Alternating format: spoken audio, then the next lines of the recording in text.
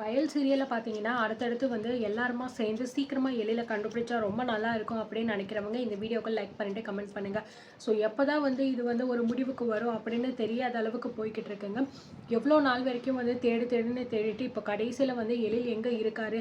சிவசங்கரி தான் இதுக்கெல்லாம் காரணம் அப்படிங்கிற விஷயம் நம்ம கயலுக்கு தெரிய வந்துருச்சு. இதுக்கப்புறமாவது அவங்க பொறுமையா இல்லாம, ஸோ சீக்கிரமா ஏதாவது முடிவெடுத்தா நல்லாயிருக்கும். ஏன்னா ஆரம்பத்துலேருந்தே பார்த்தீங்கன்னா, நம்ம கயல் எப்பயுமே பொறுமை பொறுமை அப்படின்னு சொல்லிட்டு தான் போய்க்கிட்டு இருப்பாங்க.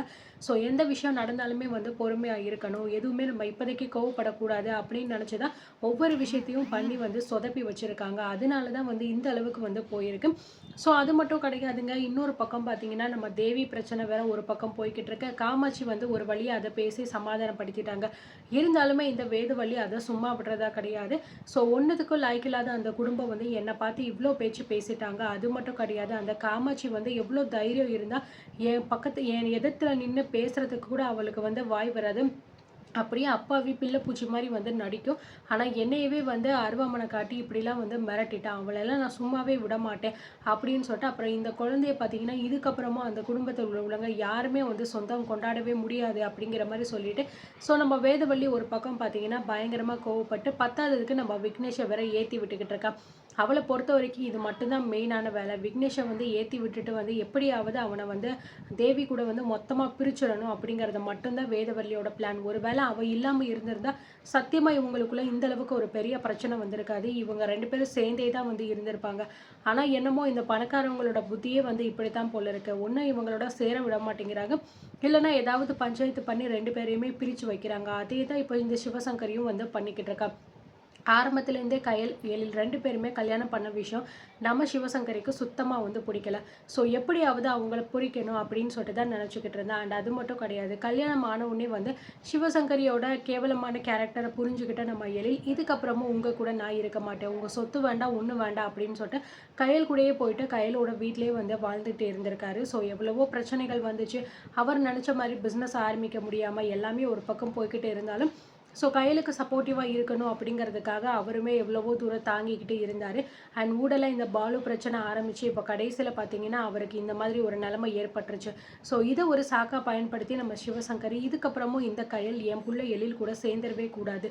ஸோ 2 பேரையுமே பிரிச்சே ஆகணும் அப்படின்னு பிளான் பண்ணி தான் இப்போ இப்படி ஒரு வேலைய வந்து பார்த்து வச்சிருக்கா. அண்ட் ஆரம்பத்துல வந்து என்னமோ தெரியாத மாதிரியே வந்து நடிச்சாலும், ஸோ கடைசியில ஒரு வழியா வந்து எல்லாமே வெளிச்சத்துக்கு வந்துரும் அப்படிங்கிற மாரி தான் வந்து இப்போ வந்திருக்கு.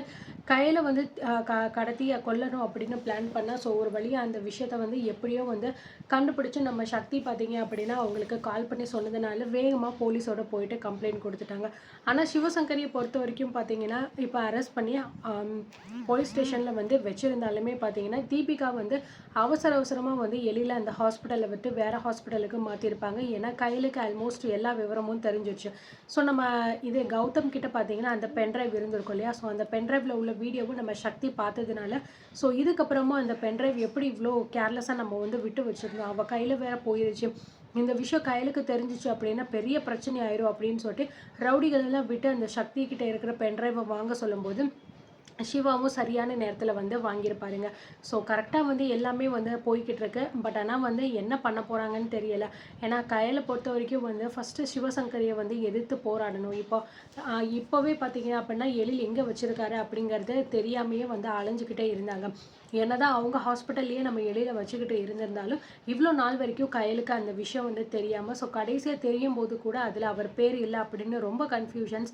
ஸோ கடைசி வரைக்கும் அவர பார்க்க முடியாமயே வந்து போயிருச்சு. ஆனா வந்து அந்த வீடியோல மட்டும் தான் நம்ம எழில வந்து பார்த்துருப்பாங்க. ஸோ இப்படி ஒரு நிலைமையில வந்து எழில பார்க்கணும் அப்படின்னு சொல்லிட்டு நான் எதிர்பார்க்கவே இல்ல. என் எழில் எங்க இருந்தாலும் எனக்கு கிடைச்சே ஆகணும் அப்படின்னு சொல்லிக்கிட்டு இருக்கும்போது தான், தீபிகா வந்து அந்த ஹாஸ்பிட்டல்லேருந்து வேக வேகமா வந்து நம்ம எழில ஸ்ட்ரெச்சர்ல கூட்டிட்டு போறத வந்து பார்த்துருப்பாங்க. ஸோ இப்போ அவங்க அடுத்ததா வந்து எங்க வச்சிருக்காங்க அப்படிங்கிறது தெரியல. ஒண்ணு பார்த்தீங்கன்னா, அடுத்து நம்ம கயல் என்ன பண்ணுவாங்கன்னா, நேரா வந்து சிவசங்கரி வீட்டுக்கு போவாங்க. ஸோ அந்த தீபிகாவ நம்ம அடிச்சு விசாரிச்சோம் அப்படின்னா, கண்டிப்பா எழில் எங்க இருக்கா அப்படிங்கிற விஷயம் தெரிஞ்சிரும். ஏன்னா அந்த வீடியோ ப்ரூஃப் இருந்தா மட்டுமே போதும். போலீஸ்ல போயிட்டு கம்ப்ளைண்ட் கூட தாராளமா வந்து பண்ண முடியும். ஸோ அந்த ஒரு ப்ரூஃப வந்து அவங்க கண்டிப்பா வந்து எடுத்து வச்சிருக்கணும். எடுத்து வச்சுட்டு நேரடியா போலீஸ் ஸ்டேஷனுக்கு போயிட்டு, இந்த மாதிரி என் ஹஸ்பண்ட் வந்து காணாம போல, எங்கேயும் போல. ஸோ என் ஹஸ்பண்ட் வந்து அடிபட்டுருக்காரு. ஸோ இந்த மாதிரி ஹாஸ்பிட்டலில் இருக்காரு. ஆனால் என் மாமியார் வந்து எனக்கு தெரியாமல் இந்த மாதிரி பண்ணிக்கிட்டு இருக்காங்க அப்படிங்கிற விஷயத்த அவங்க சொல்லி கம்ப்ளைண்ட் பண்ணணும். கம்ப்ளைண்ட் கொடுத்து அந்த வீடியோவை பார்த்தீங்க அப்படின்னா போலீஸ் ஸ்டேஷனில் போயிட்டு காட்டணும். இந்த மாதிரி வந்து என் மாமியார் தான் எல்லா பிரச்சனைக்குமே வந்து காரணம். இவ்வளோ நாள் வரைக்கும் எழில் என்கிட்ட இருந்து பிரித்தது அவ்வளோதான். அது மட்டும் கிடையாது. என் பையனை காணோம் அப்படின்னு சொல்லிட்டு என் மேலே பொய்யா வந்து கம்ப்ளைண்ட் கொடுத்துருக்காங்க. இது எல்லாமே அந்த சிவசங்கரியோட வேலை தான். எழில் எங்கே இருக்காரு அப்படிங்கிற விஷயம் அவங்களுக்கு நல்லாவே தெரிஞ்சு அவங்க தான் சீக்கிரட்டாக வந்து எழிலை வச்சு ட்ரீட்மெண்ட் பார்த்துருக்காங்க. நான் எழில் கூட சேர்ந்துடக்கூடாது அப்படிங்கிறதுக்காக மட்டும்தான் இப்படி ஒரு வேலையை பார்த்துருக்காங்க அப்படின்னு நம்ம கையல் வந்து போலீஸ் ஸ்டேஷனில் போயிட்டு கம்ப்ளைண்ட் கொடுக்கணும். கொடுத்தா மட்டும்தான் வந்து இது வந்து ஒரு பெரிய இஷ்யூ ஆகும்.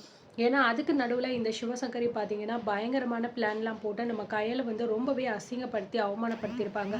ஸோ இந்த மாதிரி பார்த்தீங்கன்னா கௌதம் கூட வந்து கள்ள தொடர்பு இருக்குது, அதனால என் பிள்ளைய ஏதோ ஒன்று பண்ணிட்டா அப்படின்னு சொல்லிட்டு ரொம்பவே கேவலமாக வந்து பேசியிருப்பாங்க. ஆனால் இப்போ சிவசங்கரி பார்த்தீங்கன்னா இதுக்கு எல்லாமே சேர்த்து கண்டிப்பாக பதில் சொல்ல வேண்டிய நேரம் வந்துருச்சு. ஏன்னா கையல் மேலே எந்த தப்பும் இல்லை அப்படிங்கிற விஷயம் இப்போ கொஞ்சம் கொஞ்சம் பார்த்தீங்கன்னா நிரூபணம் ஆகிக்கிட்டு இருக்கு. ஸோ எல்லாத்துக்குமே காரணம் வந்து சிவசங்கரி, தீபிகா இவங்க 2 பேரும் பிளான் பண்ணி எல்லாமே வந்து பண்ணியிருக்காங்க.